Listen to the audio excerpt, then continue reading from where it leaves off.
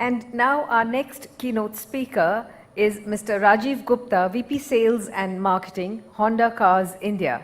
And he would like to share his views on the topic, can good customer experience build a brand despite an average product? Please welcome Mr. Gupta with a loud round of applause.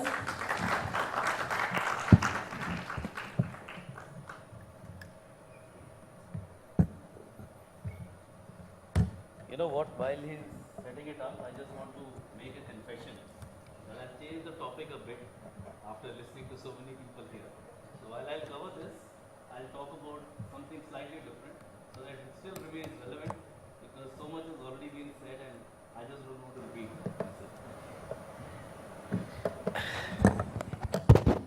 Okay, so we'll start with some gyan. You know, product is something that is built in a factory. And brand is something that a customer buys. Stephen King. So the topic today was how do you build a cult brand? And what I will talk about today is I've got just 10 slides, 10 points, and I think I should finish in 10 minutes. Is can you really set out to build a cult brand? Or do cult brands happen? I think that's a very important thing. Most of the cult brands that we see today, just happen. You really don't set out to build a cult brand. And most important thing, even if I build a cult brand, will it help me to sell? So having a brand or a brand equity or a cult brand is not an end in itself. We, all of us here, have to build businesses that survive, that last, and it's not necessary that this is the sure shot recipe, to success. Another one. Most of the auto companies, we will see that, sales and marketing guys are often at crossroads, and the guy who heads sales and marketing has to sometimes play the role of an arbitrator, sometimes a judge, sometimes a mentor, and sometimes just to give a shoulder to the crying people. Why?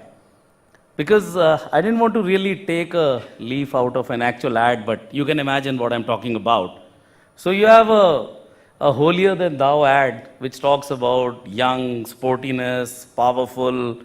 If you buy this car, you're going to get everything that you aspired for in life. Your status will change. Neighbors will look at you differently. We've got quality. We are feature loaded. And then what do you see? What are the more ads that you see? 3 cars are standing, 40,000, 50,000, 70,000. Now is the time to buy. And I sometimes think as a consumer, I have to also sell cars. Yeah, when is a bad time to buy? Sare saal to good time hota hai. And you can't even know the difference between 40 and 70 today. It's just, we all have developed a blind spot. And, we ourselves who do this day in and day out, you could just replace the name of any auto company and just put it there. Car ki thodi logo change karni padegi and shape, but otherwise that ad could work for anybody else. So 3 points. And please pardon me for not giving great solutions because I just want to raise some questions, raise some paradoxes, and all of us do that for a living, right? We are battling these questions every day. So I don't want to, say, hey, this works, this doesn't work, because what worked yesterday it may not work today and certainly will not work tomorrow.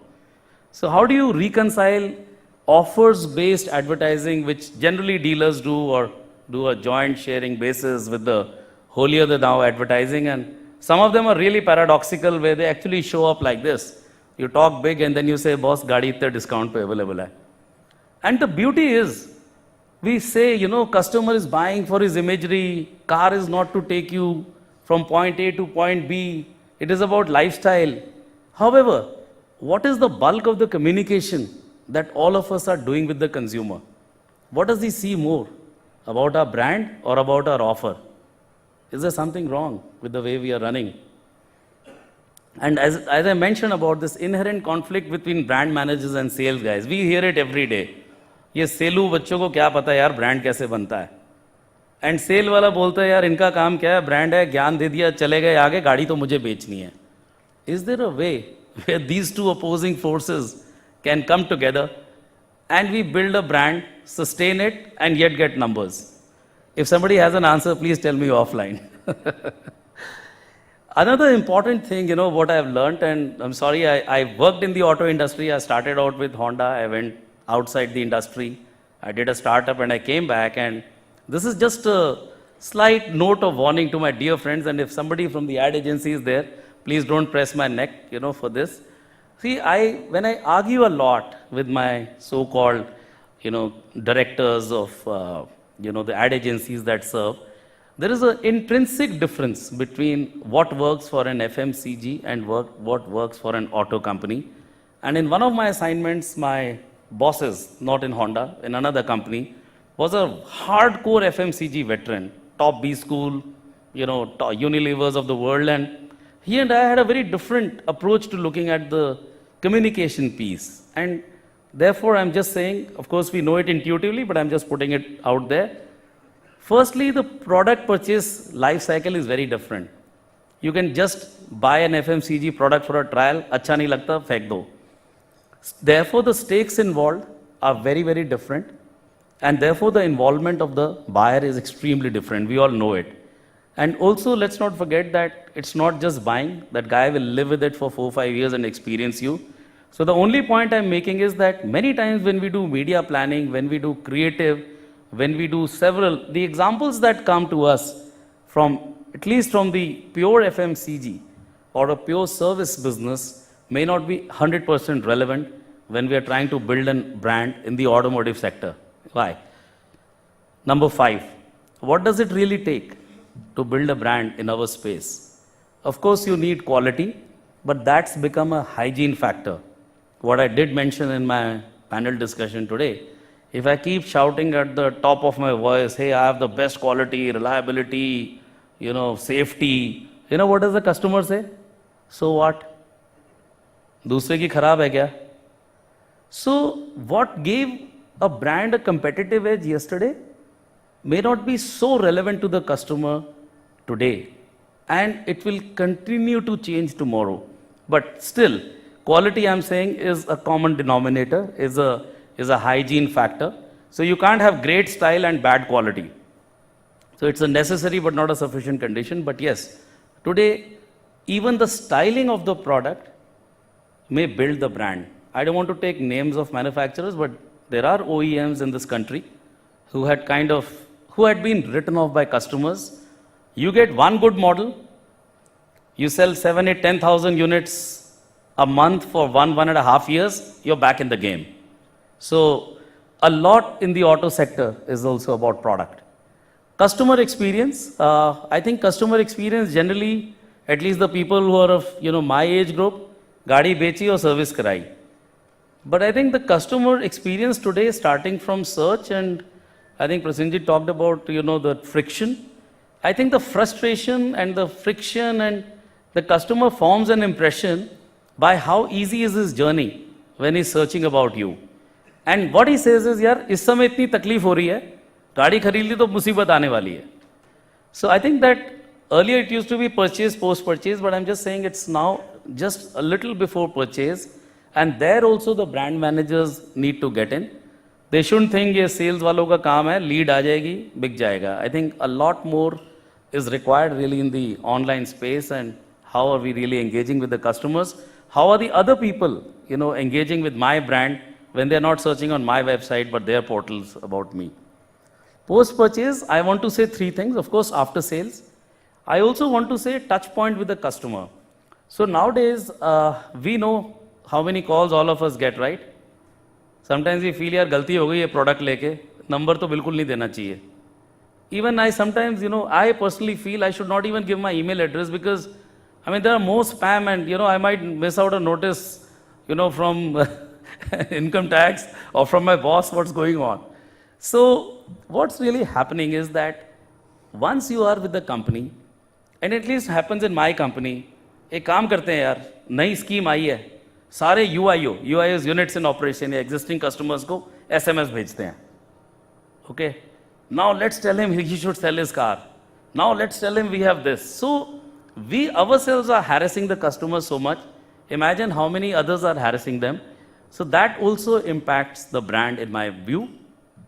Peer group feedback and communication touch points to society. So, I mean, it surprises me. I'll just give you an example that, somebody bought one of our models. He was extremely happy. He was very proud, clicked pictures, gave us great feedback. And, some of his friends says, yaar, ye kya kharid liya? Ye gaada, ye wali model kyun kharid liya? So, and he says, really? And that created a post-purchase dissonance. So, sometimes these things may not even come to us as OEMs, as brand managers, as sales heads, but it's very important to also manage, the post-purchase feeling that he has about the product.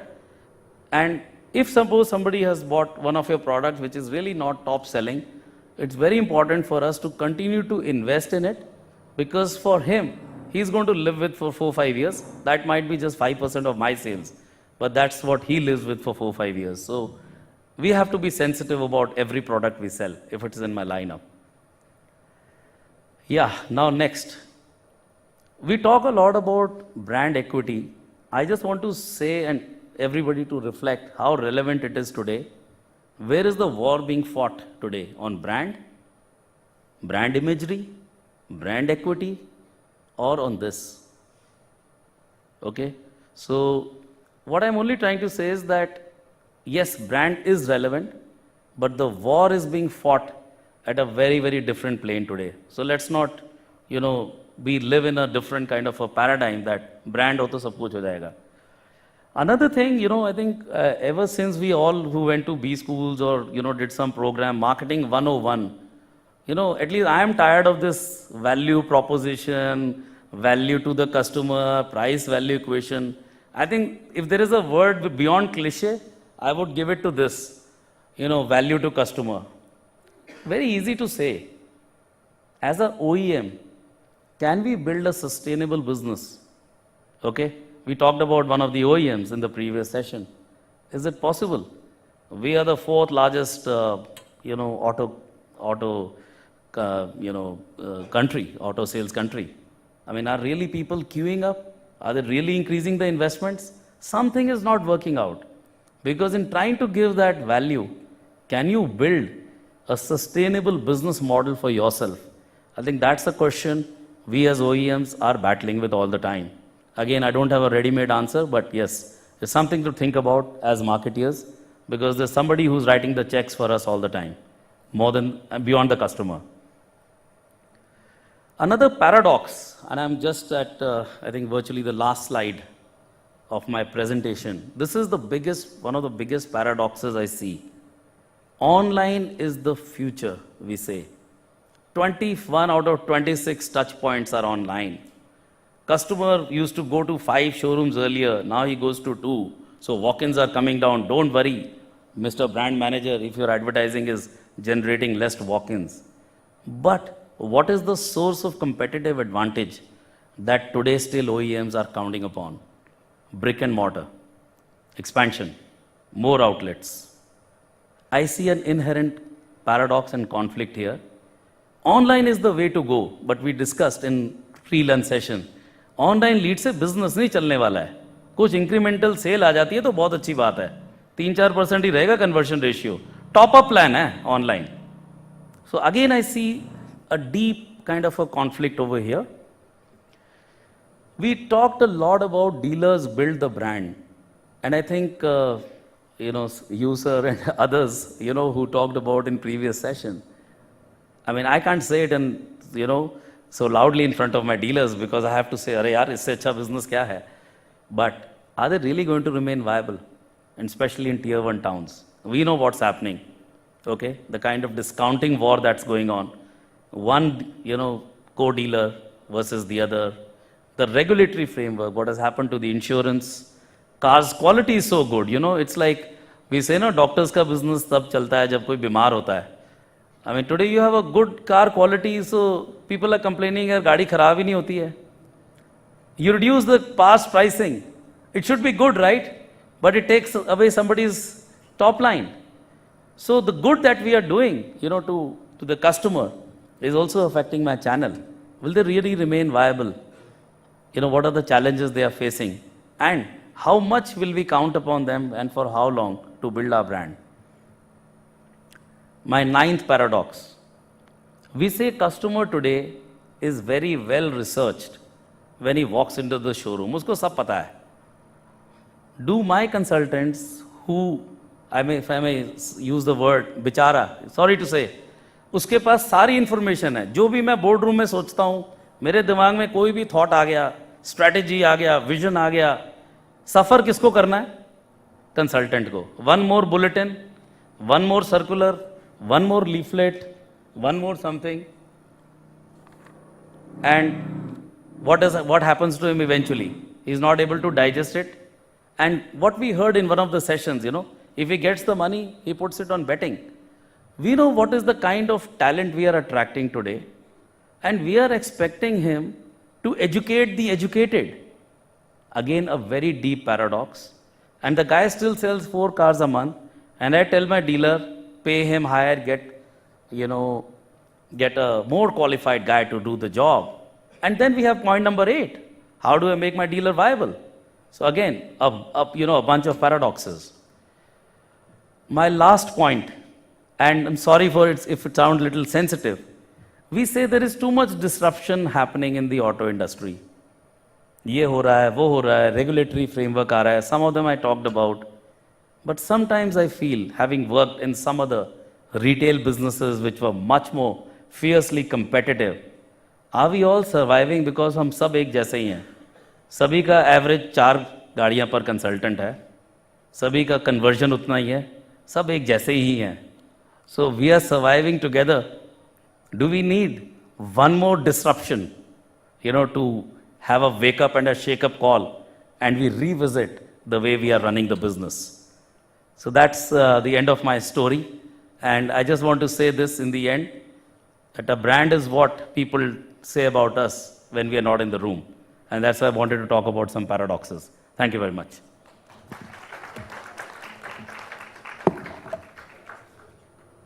Yeah, sure, sir. So Rajiv, I missed the first 4 of your paradoxes, but from 5 to 10 I was there, and I was actually wondering if you actually deliberate on these paradoxes when you are inside your boardroom, and because that is the reality. The paradoxes that you have talked about is the reality of not a dealership, of this entire business model, this auto retail business model in India. And don't you think it's high time that the entire business model of a dealership is revisited, and a more practical, viable, vibrant business solution comes out? So the honest answer to the question is, your paradoxes are honest, so I expect. The honest answer is, we deliberate, but we don't do enough. I don't think any of us have really changed or really diluted the standards that I have for a dealership. I have not said that, chalo ek kaam karte hain, thoda showroom chota kar lete hain, etc.